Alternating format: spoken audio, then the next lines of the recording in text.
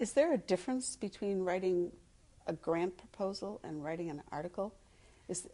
Yeah. In some ways, there are differences. In some ways, there aren't. Because you're obviously trying to make a very good argument and trying to get your ideas across. In one case, you're trying to sell the reviewer that you do have enough data, you can do what you're trying to say that you're going to do, and please give me the money. In the other case, it's just selling what you've done and trying to put it in context with everything else that has been done. So in some sense, the process is very much the same, but you spend a great deal more time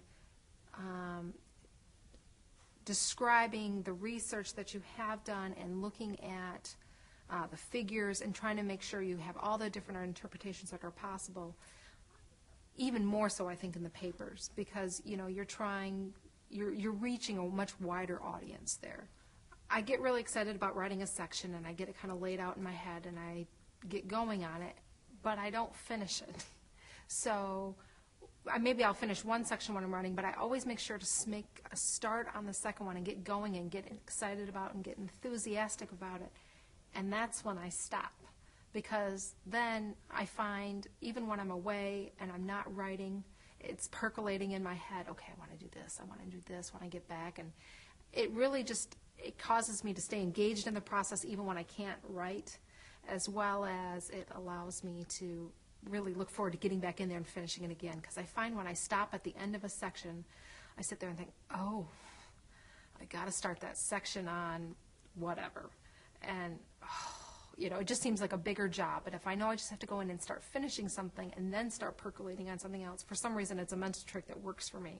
Everyone complains that it's hard to find time to write, especially during a busy semester. Mm-hmm. How do you find time to write during busy semesters? Well, I have to say, up until this year, I haven't been overly successful in this, but I think I have finally found the key. And that was a suggestion that somebody gave me to carve out a couple hours during the week, and I found 2 hours seemed to work out really well. I carved out two 2-hour blocks that I pretended was like my neuroscience course.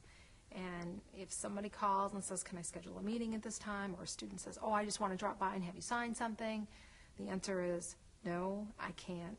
I have a commitment. And so as long as I treat it like that class, I shut my door, nobody knows I'm there, that's my time. Because otherwise it's so easy to just say, well, I know, but I really should work on my lecture for tomorrow. And you're like, no, it's on my schedule.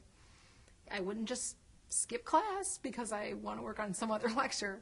I have to do this, and that has been great. And I find that I can't wait for Thursday and Friday because those are my writing days, and because of what happens on Thursday, I can't wait to get to Friday because of where that's left off, and then it's still it's keeping it active in my brain again throughout the week. It's like, okay, what am I going to do on Thursday when I get that time? I want to be ready and set to go. I don't want to have to sit there and say, now, where was I? So it seems to be really working.